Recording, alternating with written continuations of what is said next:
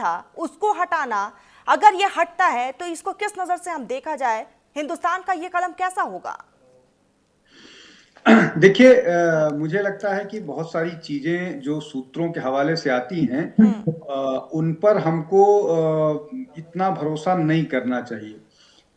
जिस तरह के अभी वैश्विक बातें चल रही हैं, जिस तरह से अमेरिका के प्रेसिडेंट बात कर रहे हैं, उनमें महत्वपूर्ण बात ये है कि मतलब अमेरिकी प्रेसिडेंट जिस तरह से कह रहे हैं कि हमको अगर हम प्रेसिडेंट प्राइम मिनिस्टर हम्म। के फोन का इंतजार कर रहे थे, उसके बाद डील होती, और प्राइम नरेंद्र मोदी को मालूम है कि मैं उनसे नाखुश हूं, हम्म। तो ये इस तरह से डिप्लोमेसी नहीं चलती है। तो मुझे लगता है कि इसमें ये कहना कि मतलब पाकिस्तान चीन के साथ कोई हम बहुत जल्दी इस तरह से वो कर लेंगे, उनको हम्म। रिलैक्सेशन दे देंगे कि हमारे बढ़ जाएगा, ये मैसेजिंग के लिए भी हो सकता है। और दूसरा ये कि जो बात रणधीर जायसवाल जी कह रहे थे कि हमको अपने इंटरेस्ट को कैटर करना पड़ेगा, हमको डोमेस्टिक कंजम्पशन को देखना पड़ेगा, और ये सारी चीजें देखने के बाद निर्णय करना पड़ेगा। तो दोनों चीजें हैं, हमारा फायदा कहाँ है, हम्म। और दूसरा ये कि अमेरिका को एक मैसेज भी देना होगा कि आप थ्रेट दे करके, आप बुली करके भारत को नहीं वो कर सकते हैं, इसलिए कि उसमें उनकी अपना विनोद भी जी, अगर मान लेते आर्थिक। हैं कि सच में अगर हिंदुस्तान की तरफ से ये कदम उठाया जाता है, उसके बाद क्या? नहीं, मैंने बोला, मैं ये उसको डिनाई नहीं कर रहा हूं कि हम्म। ऐसा कदम नहीं उठाया जा सकता है। हम्म। उसमें मैंने बताया कि जो जायसवाल साहब कह रहे थे, रणधीर जायसवाल जो स्पोक्स पर्सन है विदेश मंत्रालय के, वो ये कह रहे हैं कि हमको अपने जो डोमेस्टिक इंटरेस्ट है, डोमेस्टिक मार्केट है, हम्म। डोमेस्टिक कंज्यूमर है, और अपना जो बिजनेस इंटरेस्ट है, हम्म। उस उन सारी चीजों को मद्देनजर रख करके कोई डिसीजन लेना है।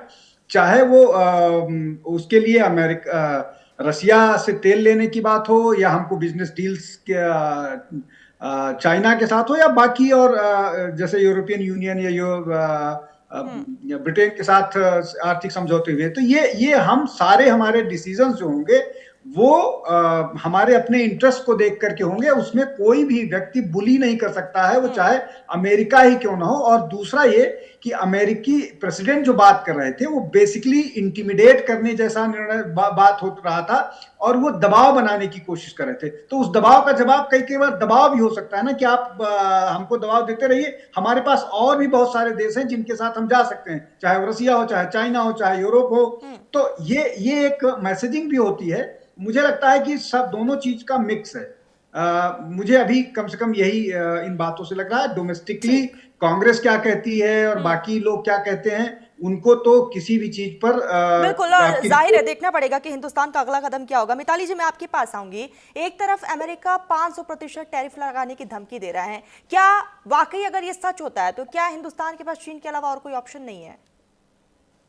एक तो थैंक यू मुझे इस डिबेट में शामिल करने के लिए। सबसे पहले तो बात ये है कि अगर आप ये देखें थोड़ा सा हम्म। हिस्ट्री में, या 4 सालों में इंडिया और चाइना का जो ट्रेड है, वो पहले, मैं कहूंगी कोविड के बिल्कुल पहले हम्म। एक्चुअली बढ़ रहा था। हम्म। फिर जब कोविड आया तो ऑफ कोर्स कोविड के टाइम पर पूरी दुनिया ऑफ कोर्स रुक गई, लेकिन चाइना के अगेंस्ट बहुत सारे काम हुए, बहुत सारे प्रोपेगेंडा हुए। हम्म। ऑफ कोर्स कोविड में क्या हुआ ये कोई नहीं कह सकता, ये एक अनरिजॉल्व मिस्ट्री है। हम्म। लेकिन पोस्ट कोविड इंडिया और चाइना के रिलेशंस बहुत टेंस रहे हैं। इंडिया और चाइना में ज्यादा ट्रेड नहीं हुई है, लेकिन हम फिर भी ये देख रहे हैं कि बहुत सारे ट्रेड का पोटेंशियल है। आज जो ये न्यूज आई है, हम्म। ये न्यूज बहुत सरप्राइजिंग है हम सब इकोनॉमिस्ट के लिए। क्योंकि अगर आप ये देखें, आज हमारे लिए नंबर वन प्रायोरिटी क्या है? अगर अमेरिका एक तरफ से कह रहा है मैं 500% टैरिफ लगा दूंगा, दूसरी तरफ से हमें ये नहीं पता कि हम अपना तेल किससे खरीदें। हम्म। अमेरिका से खरीदें, वेनेजुएला से खरीदें जो कि अब अमेरिका ही बन गया है, या फिर रशिया से खरीदें।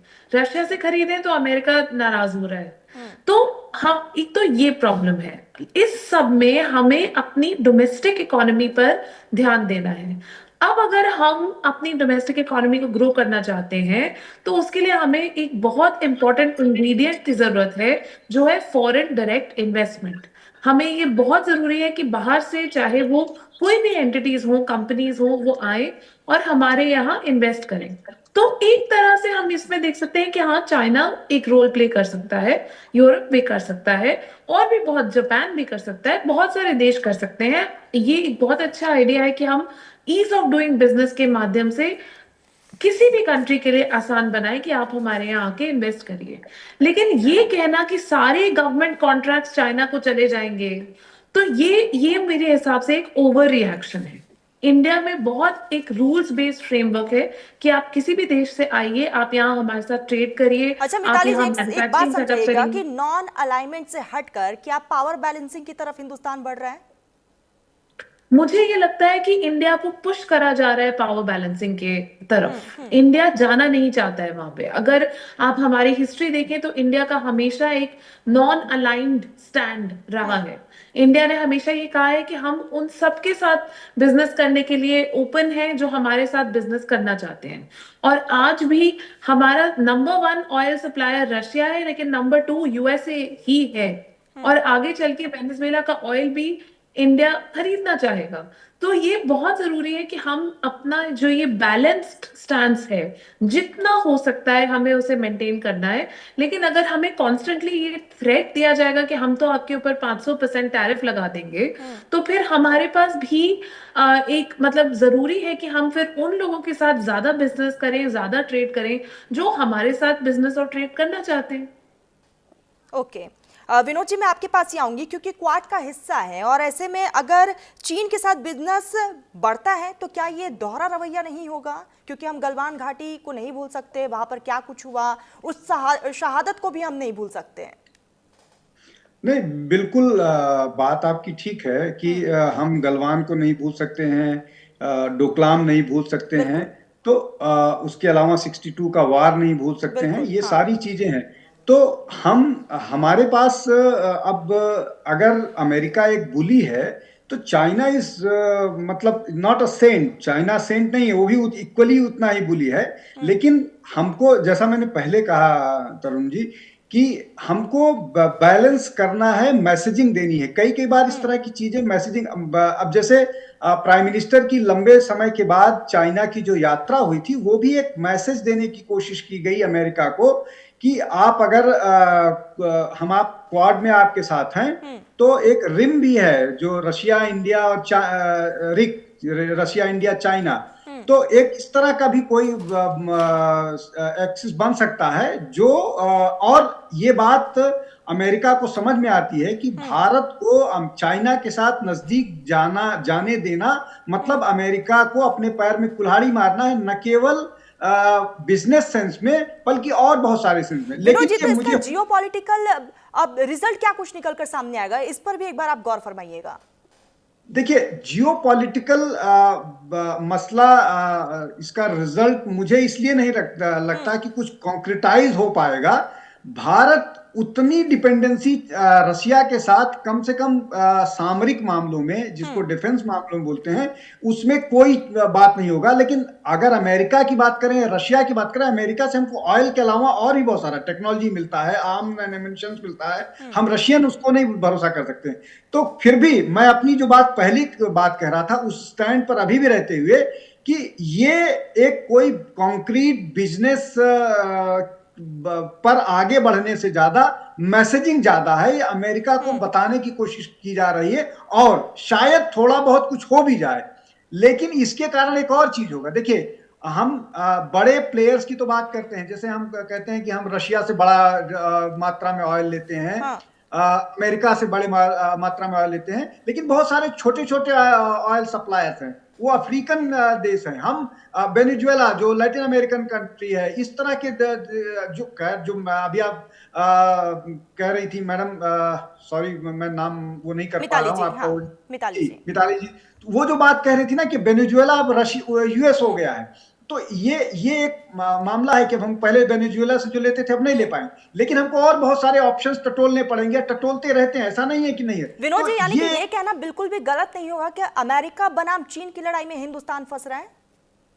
नहीं, बिल्कुल, बहुत लंबे समय से अमेरिका बनाम जो रशिया चल रहा है उसमें फंसा हुआ है। और कई कई बार जो टैरिफ को लेकर के मामला आता है, उसके उसके पीछे कारण ये है कि रशिया के साथ चीन का एक वैसा ही स्ट्रांग रिलेशन है, और चीन पर रशिया को यूक्रेन मामले में बात न मानने पर नाराजगी है, और बहुत सारे फैक्टर है। मतलब वो लंबा डिस्कशन वाला मामला है, लेकिन जो आप बात कह रही हैं वो क्रक्स वही है कि इस बड़ी लड़ाई में भारत जो है वो अपने इंटरेस्ट को बचा पाए, और भारत अपने इंटरेस्ट को बचाने की कोशिश कर रहा है। इस लड़ाई से अलग दो बुली के बीच में फंसने की बजाय भारत हर तरह से अपने आप को, अपने इंटरेस्ट को बचाने की कोशिश कर रहा है। और ये जो मैसेजिंग है, मैं अभी भी कह रहा हूं कि मैसेजिंग उसी की दिशा में या उसी तरह की एक बात है कि अपने आप को डिफेंड करने के लिए कई बार मैसेजिंग करनी पड़ती है।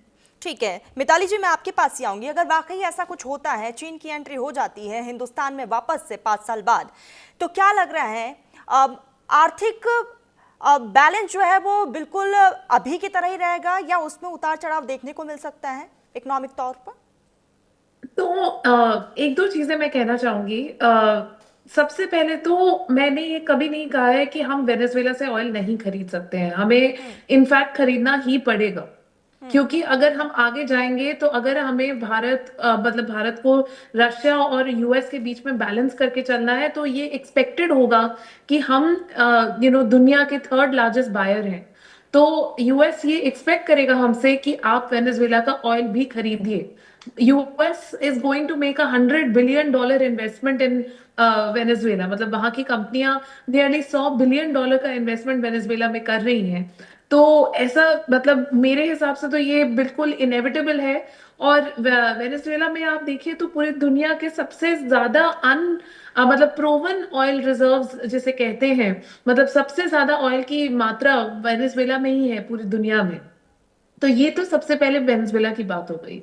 दूसरी ये कि अगर चाइना और मतलब यहाँ पर इन्वेस्टमेंट आती है, तो सबसे पहले तो वो इन्वेस्टमेंट इंडियन कंपनीज के पार्टनरशिप में आनी होगी, क्योंकि वो हमारे फॉरेन डायरेक्ट इन्वेस्टमेंट रूल्स बिल्कुल क्लियर है कि आपका 49% स्टेक हो सकता है। हम देख रहे हैं कि शेयर पर भी इसका बहुत ज्यादा असर पड़ रहा है। कई ऐसे कंपनी से जिसके शेयर काफी डाउन हुए हैं अमेरिका की धमकी के बाद। कुछ कंपनियां हैं, लेकिन बहुत सारी ऐसी भी हैं मैन्युफैक्चरिंग में स्पेशली, जो कि सोच रही हैं कि ये एक्चुअली हमारी सप्लाई चेन के लिए अच्छा होगा, क्योंकि चाइना पूरे दुनिया में ग्लोबल लीडर है मैन्युफैक्चरिंग में, और हम भी उनसे टेक्नोलॉजी ट्रांसफर के माध्यम से काफी कुछ सीख सकते हैं, और उनकी वैल्यू चेन्स में एंटर होके हमारा फायदा भी हो सकता है। और ये हमेशा पार्टनरशिप में ही होगा। ये अपने आप सिर्फ कोई चाइनीज कंपनी आकर अपना ही बस यहाँ से पैसा बना के चली जाए, ये मेरे हिसाब से गवर्नमेंट ऑफ इंडिया कभी अलाउ नहीं करेगी।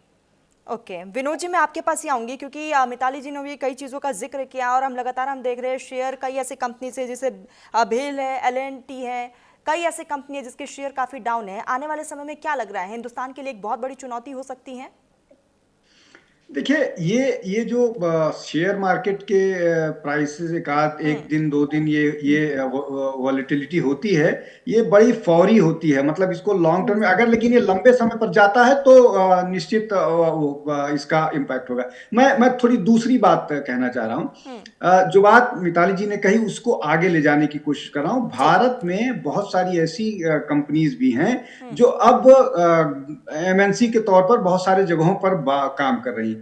उनके इंटरेस्ट भी हैं। हमारे अपनी बहुत सारी इंडियन कंपनीज हैं जो PSUs हैं, उनका बाहर स्टेक, बाहर काम कर रही हैं। उनका इम्पैक्ट, उन पर भी इम्पैक्ट पड़ेगा। जैसे एक बहुत महत्वपूर्ण बात है, हाइफा पोर्ट डेवलप करने का काम अडानी के पास है, और वहां पर जो लूजर थे, जिनको कॉन्ट्रैक्ट नहीं मिला, वो चाइनीज कंपनी थी। इस तरह के भी और बहुत सारे टेक्निकल चीजें, बहुत सारी और चीजें होंगी जो आएंगी अगर नया इन्वेस्टमेंट चाइनीज मतलब इन्वेस्टमेंट आता है, चाइना से एक बार फिर ट्रेड की बात आगे बढ़ती है। तो ये इतना आसान नहीं है, बहुत कॉम्प्लिकेटेड मामला है। और इसको लेकर के सरकार बहुत जागरूक है। देखिए, एक और चीज होता है, एक और बहुत चीज, छोटी सी बात करें, एक और चीज होता है, चाइना के साथ मुश्किल ये है कि चाइना इन्वेस्टमेंट ले आएगा तो अपने साथ जासूस भी भेजता है भारत में, सिक्योरिटी कंसर्न होता है। तो ये सारे चीजें भी भारत को ध्यान में रखना पड़ेगा। इसलिए भारत चाइना के साथ कोई बिजनेस डील हो या और कोई भी तरह की बात हो, बहुत फूंक फूंक के कदम उठाएगा। बिल्कुल सोच और समझ कर ही हिंदुस्तान की तरफ से कदम उठाया जाएगा। नजर सभी की इसी पर टिकी है कि अब पीएमओ की तरफ से क्या कुछ आगे रहने वाला है। मिताली जी, विनोद जी, आप दोनों ने अपना बहुत कीमती वक्त दिया न्यूज इंडिया को, बहुत शुक्रिया आप दोनों का। फिलहाल बुलेटिन में बस इतना ही। आप देखते रहिए न्यूज इंडिया।